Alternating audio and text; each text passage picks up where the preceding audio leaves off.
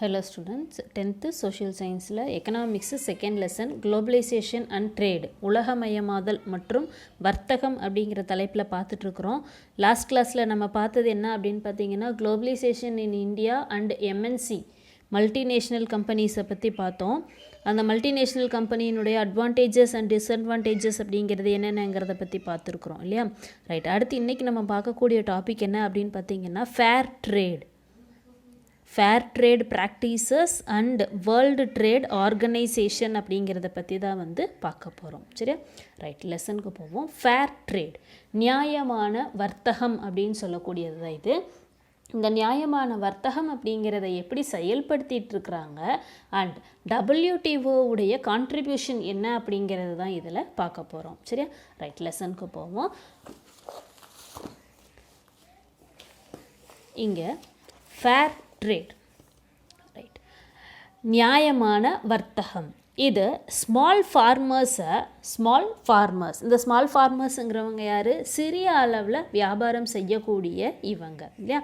So இந்த small ஃபார்மர்ஸை world மார்க்கெட்டில் அவங்கள ஆக்டிவாக வச்சுருக்கக்கூடிய கான்ட்ரிபியூஷன் அப்படிங்கிறது யாருக்கு இருக்குது அப்படின்னு பார்த்துச்சுன்னா இந்த fair trade practices and WTO இவங்களுக்கு தான் கொடுத்துருக்கு. ஸோ இது மூலமாக கன்சியூமர் அப்படின்னா நுகர்வோர் இவங்களுடைய பவர்ஸ் கொடுத்துருக்குறாங்க. ஸோ கன்சியூமர்ஸுக்குன்னு பவர்ஸ் கொடுத்துருக்குறாங்க. அடுத்து அவங்களுடைய வேல்யூவை இன்க்ரீஸ் பண்ணுறது தான் இங்கே ஒரே வழி அப்படின்னு சொல்லியிருக்கிறாங்க. ஸோ ஃபேர் ட்ரேட் ப்ராக்டிசஸ் அப்படிங்கிறது என்னென்னு பார்த்துச்சுன்னா doing business that ultimately aims to keep small farmers an active part of the world marketplace. So உலக வர்த்தகத்தில் இந்த ஸ்மால் ஃபார்மர்ஸ் சிறு விவசாயிகளையும் சந்தையிலே அவங்கள சரியான இடத்துல கொண்டு போய் சேர்க்கணும் அப்படிங்கிறது தான் இதனுடைய முக்கிய நோக்கமாக இருக்குது. சரியா, ரைட்டு. இவங்க இதுக்காக என்னென்னலாம் செஞ்சிட்ருக்குறாங்க அப்படின்னு பார்த்துச்சுன்னா first one rising and stabilising, உயர்த்துறது, உறுதிப்படுத்துதல். எதை உறுதிப்படுத்தி இருக்கிறாங்க அப்படின்னு பார்த்துச்சுன்னா ஸோ இந்த ஸ்மால் ஃபார்மர்ஸு இவங்களையும் ஃபார்ம் லேபர்ஸ், பண்ணை தொழிலாளர்கள், இவங்க ஆர்டிஷியன்ஸு, கைவினைஞர்கள், தொழில் செய்கிறவங்க. ஸோ இவங்களுடைய இன்கம்மை இன்க்ரீஸ் பண்ணுறது, வருமானத்தை உயர்த்துறது அப்படின்னு சொல்லியிருக்கிறாங்க. சரியா, ரைட். ரெண்டாவது இங்கே ப்ராடக்ட் அப்படின்னு வரும் பொழுது ப்ராடக்டோடு சேர்த்து சேல்ஸையும் ப்ராடக்ட் அண்ட் சேல்ஸு இது ரிலேட்டடான எக்கனாமிக்கில் கெயின், லாபம், ப்ராஃபிட். ஸோ ப்ராஃபிட்டை கொடுக்கக்கூடியதும் அதே சமயம் இங்கே ஆப்பர்ச்சுனிட்டிஸை க்ரியேட் பண்ணி கொடுக்கக்கூடியதும் ரிஸ்க் ரிடக்ஷன். இங்கே இருக்கக்கூடிய இடர்பாடுகளை ஈவனாக டிஸ்ட்ரிபியூட் பண்ணுறாங்கன்னு சொல்லியிருக்கிறாங்க. சரியா, ஸோ உண்மையான வர்த்தகம் அப்படிங்கிறது லாபத்தை மட்டும் இல்லாமல் நஷ்டமாக இருந்தாலும் வாய்ப்பாக இருந்தாலும் இடர்பாடுகள், ரிஸ்காக இருந்தாலும் அதை ஈவனாக டிஸ்ட்ரிபியூட் பண்ணும்போது எல்லா ட்ரேடர்ஸுக்குமே அது சமமாக போயிடும். சரியா, ரைட். அடுத்தது இங்கே ப்ரொடியூசர் குரூப்பு. ஸோ இந்த ப்ரொடியூசர் குரூப் அப்படின்னு வரும் பொழுது இவங்களுக்கான ஆர்கனைசேஷன்ஸு, நிறுவனங்கள், அமைப்புகள் இதை இன்க்ரீஸ் பண்ணலாம் அப்படின்னு சொல்லியிருக்கிறாங்க. சரியா, ஸோ கமர்ஷியல் கெப்பாசிட்டிஸ் இதை இன்க்ரீஸ் பண்ண முடியும். அடுத்து லேபர்ஸு, இந்த லேபர் ரைட்ஸ் அப்படிங்கிறத இம்ப்ரூவ் பண்ணுறது, லேபர் ரைட்ஸ், தொழிலாளர் உரிமைகள், இதை இம்ப்ரூவ் பண்ணுறாங்க. இந்த லேபர்ஸுக்கு ஆர்கனைசேஷனை ஆரம்பிக்கிறதுக்கான ஏற்பாடு செய்கிறாங்க. லேபர் ஆர்கனைசேஷன், தொழிலாளர் அமைப்பு அப்படிங்கிறத ஆரம்பிக்கிறாங்க. அதே போல் இவங்களை ஆர்கனைசேஷன் பண்ணுறாங்க. அடுத்தது இவங்களுக்கு சேஃப், பாதுகாப்பான அண்ட் சஸ்டைனபிள், நிலையான ஃபார்மிங் சிஸ்டம்ஸ், மெத்தட்ஸு, விவசாய முறைகள் இதை பற்றி தெரியப்படுத்துகிறாங்க. அண்டு இவங்களுக்கான இங்கே இருக்கக்கூடிய கண்டிஷன்ஸ், ஒர்க்கிங் கண்டிஷன்ஸு, பணி நிலைகள் என்ன அப்படிங்கிறத என்கரேஜ் பண்ணுறாங்க. சரியா, ப்ரொமோட் பண்ணுறாங்க. ஓகேவா. ஸோ ஸ்மால் ஃபார்மர்ஸாக இருக்கக்கூடியவங்களுக்கு என்ன மாதிரியான ஹெல்ப் எல்லாம் செய்ய முடியுமோ அதை செஞ்சு அவங்களுடைய லெவலை ப்ரமோட் பண்ணுறாங்க. சரியா, ஸோ இந்த ஃபேர் ட்ரேட் மூலமாக இதை தான் செஞ்சிட்ருக்குறாங்க. அதே போல் ஃபேர் ட்ரேட், நியாயமான வணிகம் அப்படிங்கிறது ஃபார்மர்ஸ் அண்ட் லேபர்ஸ் இவங்களுக்கு பெட்டர் ப்ரைஸ், பெட்டர் ப்ரைஸ் சிறந்த விலை. அடுத்தது best opportunity employment opportunities, working condition, இதை க்ரியேட் பண்ணி கொடுக்குறதும் வந்துட்டு ஒரு ஃபேர் ட்ரேட் நியாயமான வியாபாரத்தினுடைய மெயின் நோக்கமாக இருக்குது. சரியா, செய்கிறவங்களுடைய முக்கிய நோக்கமாக இருக்குது. அடுத்து நம்ம புது புக்கில் தான் இப்போ பார்த்துட்ருக்குறோம். அடுத்து பார்த்திங்கன்னா டாபிக் வந்து மாறுது.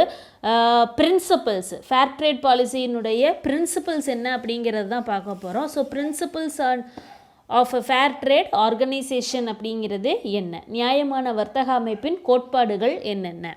இங்கே எக்கனாமிக்கலாக வந்துட்டு டிஸ்அட்வான்டேஜஸ் ப்ரொடியூசர்ஸ், இவங்க யார், பின்தங்கிய உற்பத்தியாளர்கள், இவங்களுக்கான ஆப்பர்ச்சுனிட்டிஸ் வாய்ப்புகளை வந்து என்ன பண்ணியிருக்கிறாங்க, உருவாக்கி கொடுத்துருக்குறாங்க. சரியா, பொருளாதார ரீதியாக பின்தங்கிய உற்பத்தியாளர்களுக்கான வாய்ப்புகளை வந்து உருவாக்கி கொடுத்துருக்குறாங்க. ரெண்டாவது டிரான்ஸ்பரன்சி அண்ட் அக்கௌண்டபிலிட்டி, இங்கே நடக்கக்கூடிய வியாபாரம் அப்படிங்கிறது வெளிப்படைத்தன்மையோடவும் அதே சமயம் செய்கிற வியாபாரத்தில் வந்துட்டு பொறுப்புணர்வு இருக்கணும் அப்படிங்கிறத அவங்களுடைய பிரின்சிபலாக எடுத்து செஞ்சிட்ருக்குறாங்க. அடுத்து தேர்டு ஃபேர் ட்ரேடு, இந்த நியாயமான வியாபாரம் அப்படிங்கிறதுல பேமெண்ட் ஆஃப் ஃபேர் ப்ரைஸ் நடைமுறைகள் நியாயமான விலையில் வந்துட்டு கொடுக்குறாங்க. சரியா, அடுத்து child labour and forced labour, ensuring no child labour, குழந்தை தொழிலாளர் மற்றும் கட்டாயப்படுத்தப்பட்ட தொழிலாளர்கள் இல்லை அப்படிங்கிறத வந்து உறுதி செய்கிறதும் இவங்களுடைய பிரின்சிபலாக இருக்குது. அடுத்து commitment to non discrimination, gender equality and freedom of association, இங்கே எந்த டிஸ்கிரிமினேஷனும் இல்லாமல் ஜெண்டர் ஈக்குவாலிட்டி, பாலின சம பங்கு, ஆனா பெண்ணா அப்படிங்கிற டிஃப்ரென்ஷியேட் இல்லாமல் ஈக்குவல் ரைட்ஸ் கொடுக்கறது. அண்டு இங்கே ஃப்ரீடம், ஸோ இது எல்லாத்துக்குமே வந்துட்டு அவங்களுக்கான வாய்ப்புகளை வந்து ஏற்படுத்தி கொடுத்துருக்குறாங்க. அடுத்து providing capacity building and promoting fair buildings, திறனை வந்து வளர்க்கிறது அண்ட் நியாயமான அமைப்பை வந்து மேம்படுத்துதல். கடைசியாக environment, respect for the environment, ஏன்னா இவங்களுடைய வியாபாரம் அப்படின்னு வரும் பொழுது அவங்க ரிசோர்ஸஸை டிபெண்ட் பண்ணுறாங்க. ஸோ ரிசோர்ஸஸ் அப்படிங்கிறது நம்மளுடைய என்விரான்மெண்ட் சம்மந்தப்பட்டது. இந்த என்விரான்மெண்ட்டுக்கு ரெஸ்பெக்ட் கொடுக்கறது மூலமாக இருக்கக்கூடிய ரிசோர்ஸஸை வந்துட்டு கண்ட்ரோலாக எடுத்து செலவு பண்ணுறது அப்படிங்கிறது தான். ஸோ இதுக்காக வந்து என்ன செஞ்சுக்கிறாங்க, ரெஸ்பெக்ட் ஃபார் த என்விரான்மெண்ட் அப்படின்னு சொல்லியிருக்கிறாங்க. சரியா, ரைட். அடுத்தது காட். இந்த காட் அப்படிங்கிறது என்னென்னு பார்த்தீங்கன்னா general agreement of trade and tariff அப்படிங்கிறது தான் காட் அப்படின்னு சொல்கிறோம். ஸோ இந்த காட் அப்படிங்கிறதுல பார்த்ததுன்னா இதில் சுங்க வரி, வாணிபம் குறித்த பொது உடன்பாடு அப்படிங்கிறது தான் இந்த காட். சரியா, 1947 இந்த காட் அப்படிங்கிற இதில் வந்துட்டு 23 கண்ட்ரீஸ் வந்து அக்ரிமெண்ட்டில் சைன் பண்ணியிருக்கிறாங்க. காட் அப்படிங்கிறதுனுடைய இந்த 23 கண்ட்ரீஸில் நம்ம இந்தியாவும் ஒன்றா இருந்திருக்கு. சரியா, ரைட். அடுத்து பார்த்தீங்கன்னா இதை வந்துட்டு ஆல்ரெடி சொல்லியிருக்கிறோம், டங்கல் டிராஃப்ட் அப்படின்னு சொல்லியிருக்கிறாங்கன்னு இல்லையா, டங்கல் டிராஃப்ட்டு.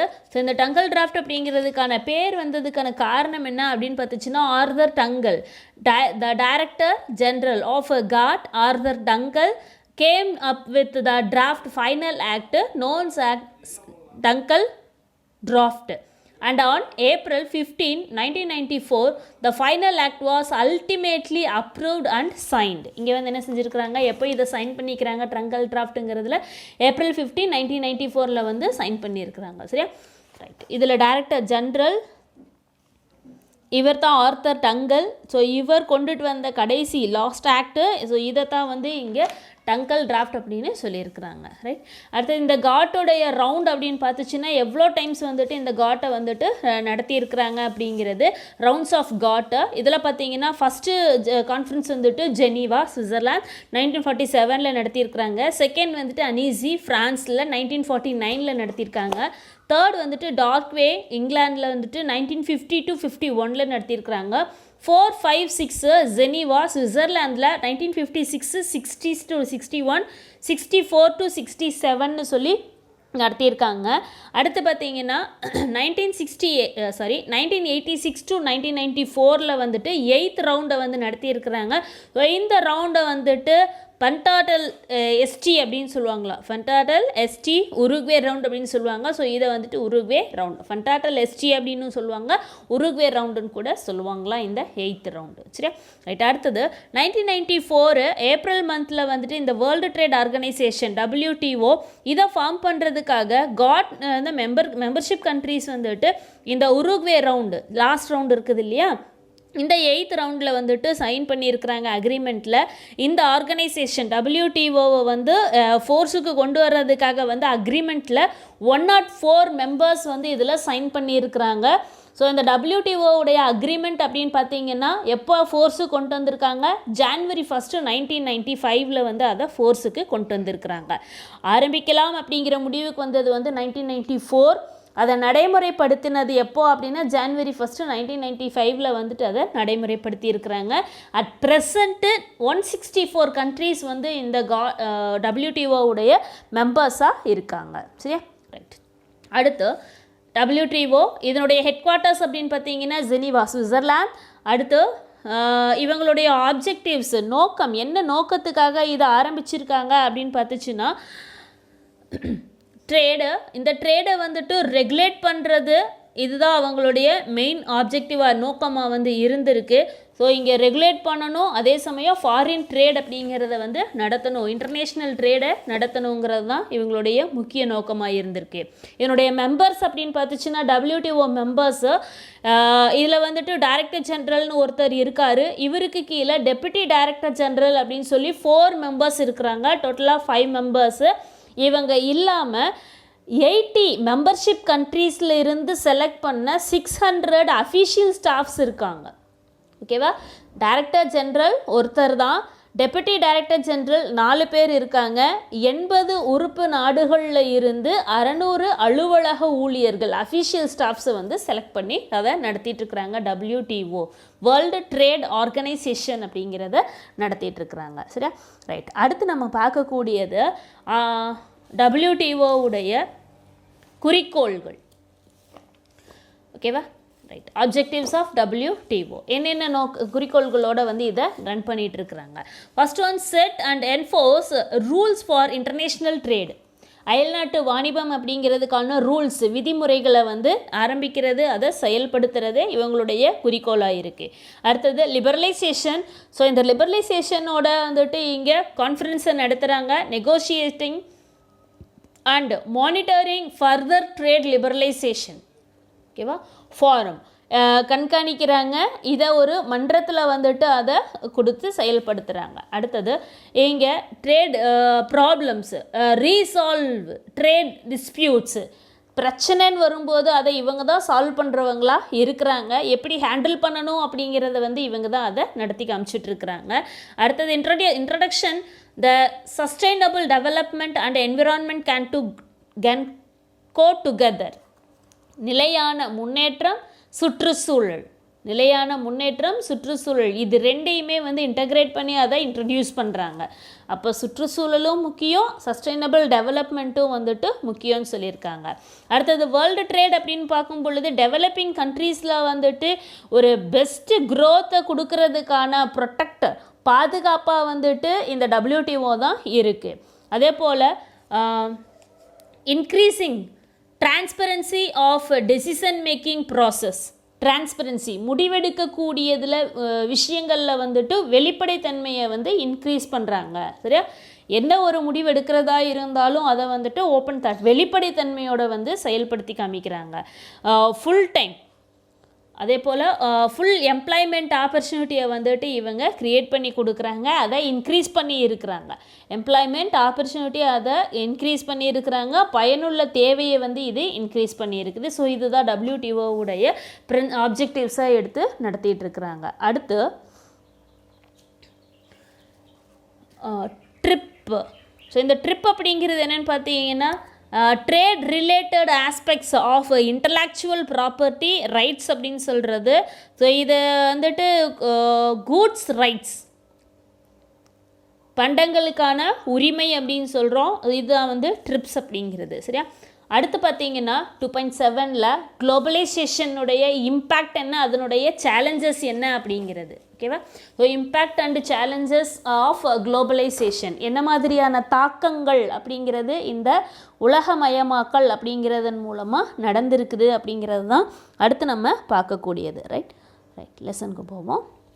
இங்கே பார்த்தீங்கன்னா ஃபஸ்ட்டு ஒன், இதில் பாசிட்டிவ் இம்பேக்டும் இருக்குது, நெகட்டிவ் இம்பேக்டும் இருக்குது. ஃபஸ்ட்டு பாசிட்டிவ் இம்பேக்ட் அப்படின்னா என்னென்னு பார்த்துச்சுன்னா, இங்கே பார்க்கும்போது கேபிட்டல் மார்க்கெட்டு, ஸோ இந்த கேபிட்டல் மார்க்கெட்டில் வந்துட்டு ரேப்பிட் டெவலப்மெண்ட்டை இன்ட்ரடியூஸ் பண்ணியிருக்கிறாங்கங்கிறது பாசிட்டிவ் அப்ரோச்சாக இருக்குது. கேபிட்டல் மார்க்கெட்டு இங்கே ரேப்பிட் டெவலப்மெண்ட்டை இன்ட்ரடியூஸ் பண்ணியிருக்கிறாங்க. ஸ்டாண்டர்ட் ஆஃப் லிவிங் அப்படிங்கிறது இன்க்ரீஸ் ஆகி இருக்குது. ஸ்டாண்டர்ட் ஆஃப் லிவிங் இன்க்ரீஸ் ஆகி இருக்குது.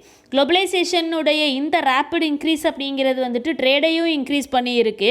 இது எம்ப்ளாய்மெண்ட் ஆப்பர்ச்சுனிட்டியையும் வந்து இன்க்ரீஸ் பண்ணியிருக்கு. சரியா? வேலை வாய்ப்பையும் வந்துட்டு அதிகமாக ஏற்படுத்தி கொடுத்துருக்கு.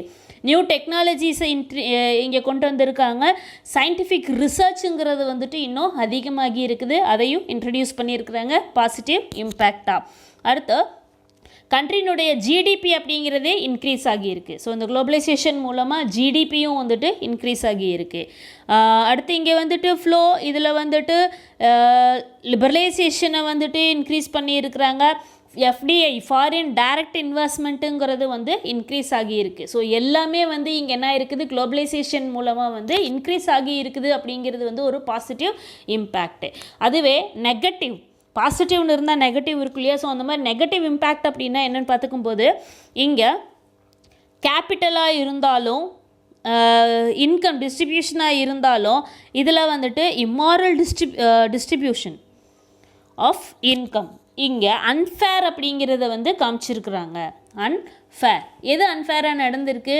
Two much flow of capital amongst countries, introduce unfair and immoral distributors of income. நாடுகளுக்கிடையே மிக அதிகமான மூலதனம் இருக்குது. இந்த மூலதனம் அப்படிங்கிறது அன்ஈவனாக டிஸ்ட்ரிபியூட் பண்ணி இருக்கிறாங்க. இன்கம்ங்கிறதும் வந்துட்டு அன்ஈவனாக தான் டிஸ்ட்ரிபியூட் ஆகி இருக்குது. ரைட். அடுத்தது இங்கே நேஷ்னல் இன்டெகிரேஷன், இதை வந்து நம்ம லாஸ் பண்ணிகிட்ருக்குறோம். ஸோ லாஸிங் இழந்துட்டுருக்குறோம். அதே போல் இங்கே வந்துட்டு ட்ரேட் அப்படிங்கிறதுனாலையும் எக்ஸ்சேஞ்ச் அதிகமாக இருக்கிறதுனாலையும் ஃப்ரீடமாக வந்துட்டு நம்மளுடைய இங்கே லோக்கல் டொமஸ்டிக் பாலிசிஸ் அப்படிங்கிறதும் சேர்ந்து என்ன ஆகிட்டுருக்குது, இழந்துட்டுருக்குறோம். சரியா? டொமஸ்டிக் பாலிசிஸ், உள்நாட்டுக்குள்ளே நடத்தக்கூடிய வியாபாரிகளுடைய கொள்கைகள் அப்படிங்கிறது கொஞ்சம் கொஞ்சமாக அழிஞ்சிட்டு வருது. சரியா? ரைட். அடுத்தது ஃபாரின் எக்ஸ்சேஞ்சு. இந்த ஃபாரின் எக்ஸ்சேஞ்சை வந்து நம்ம வாங்கணும் அப்படிங்கிறதுக்காக நேச்சுரல் ரிசோர்ஸஸை அளவுக்கு அதிகமாக எக்ஸ்ப்ளாய்டு சுரண்டிகிட்டு இருக்கிறோம். சரியா? இதைத்தான் நம்ம ஆல்ரெடி சொன்னோம் ஒரு பாயிண்டில். என்விரான்மெண்ட்டை வந்துட்டு ப்ரொடெக்ட் பண்ணணும் அப்படிங்கிறத வந்து மென்ஷன் பண்ணியிருக்கிறாங்க இல்லையா? ஸோ இது காரணம் என்ன அப்படின்னா, ரிசோர்ஸஸ் அப்படிங்கிறது வந்து அளவுக்கு அதிகமாக எக்ஸ்ப்ளாய்டட், சுரண்டப்படுது. ரைட். அடுத்தது என்விரான்மெண்ட்டை வந்துட்டு ஸ்டாண்டர்ட் அண்ட் ரெகுலேஷன். இங்கே பார்க்கும்போது சுற்றுச்சூழல் அப்படிங்கிறதனுடைய தரம் அப்படிங்கிறதையும் அதை ரெகுலேட் பண்ணுறது, கட்டுப்படுத்துறதும் வந்துட்டு இங்கே லிபரல், தளர்த்தப்பட்டு இருக்குது. சரியா? ரைட். இது எல்லாமே வந்துட்டு நெகட்டிவ் இம்பேக்ட்ஸு. அடுத்து சேலஞ்சஸ், லாஸ்ட்டாக பார்க்கக்கூடியது சேலஞ்சஸ் ஆஃப் குளோபலைசேஷன். என்ன மாதிரியான சவால்கள் அப்படின்னு பார்த்துச்சுன்னா, இங்கே வந்துட்டு எதுவுமே வந்துட்டு நமக்கு தானாக கிடைக்கிறது கிடையாது. குளோபலைசேஷன் அப்படின்னு ஆனதுக்கப்புறம் பெனிஃபிட் அப்படிங்கிறது வந்து எல்லா கண்ட்ரீஸ்க்குமே வந்துட்டு தானாக கிடைக்கிறது கிடையாது. அடுத்தது சஸ்டெயினபிள், உறுதியற்ற தன்மை. டெவலப்பிங் கண்ட்ரீஸ் அப்படின்னு பார்க்கும் பொழுது இங்கே உறுதியற்ற தன்மை தான் வந்துட்டு இருக்குது. ஸோ இதனால் என்ன நடக்குமோ அப்படிங்கிற ஒரு பயம் வந்துட்டு அதிகமாக இருக்குது. அடுத்து குளோபலைசேஷன். இந்த குளோபலைசேஷனுங்கிறதுனால காம்படிஷன் இன்க்ரீஸ் ஆகி இருக்குது. இன்க்ரீஸ் ஆன இந்த காம்படிஷன், போட்டி அதிகரித்த இந்த சூழ்நிலையில் வந்துட்டு இண்டஸ்ட்ரியல் செக்டார்ஸ் குளோபல் லெவலில் வந்துட்டு அவங்களுடைய வேஜஸாக, லேபர் ரைட்ஸு, எம்ப்ளாய்மெண்ட், இது எல்லாமே வந்துட்டு பாட்டம், அடிமட்டத்துக்கு கொண்டு போய் விட்டுருச்சு. சரியா? ரைட். அடுத்தது இதனால், இந்த காரணங்களால் இன்இக்வாலிட்டி, சமத்துவமின்மை அப்படிங்கிறது க்ரியேட் ஆகி இருக்குது. குளோபலைசேஷன் அப்படிங்கிறதுல வந்துட்டு ஒரு இக்கட்டான சூழ்நிலை, ரொம்ப கிரிட்டிக்கலான ஒரு பொசிஷன் அப்படிங்கிறது வந்துட்டு உருவாகி இருக்குது. ஸோ இது எல்லாத்தையுமே ஃபேஸ் பண்ணணும் அப்படிங்கிறது வந்துட்டு ஃபேஸ் பண்ணி அதை வந்துட்டு சேலஞ்சாக எடுத்து அதை வின் பண்ணி காமிக்கணும் அப்படிங்கிறதே வந்துட்டு குளோபலைசேஷனுடைய மிகப்பெரிய சவாலாக இருக்குது. அடுத்து பார்த்திங்கன்னா இந்த இடத்துல சைல்டு லேபருங்கிறது இன்க்ரீஸ் ஆகி இருக்குது.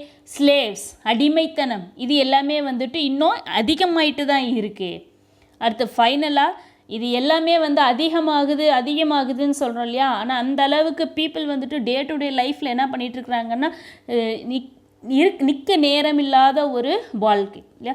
ஸோ இந்த மாதிரியான காலகட்டங்களில் வந்துட்டு சாப்பாடு அப்படிங்கிறதே வந்துட்டு அவங்களுடையது எல்லாமே வந்துட்டு ஃபாஸ்ட் ஃபுட் அப்படிங்கிற மாதிரியான நிலைக்கு மாறிடுச்சு. ஸோ இந்த ஃபாஸ்ட் ஃபுட் அப்படிங்கிறதுனால அவங்களுடைய ஃபிசிக்கலாக வந்துட்டு அவங்க அஃபெக்ட் ஆகுறாங்க. ஈஸியாக வந்து டிசீஸ் வந்துட்டு ஃபார்ம் ஆகுது, இது ஸ்ப்ரெட் ஆகுது.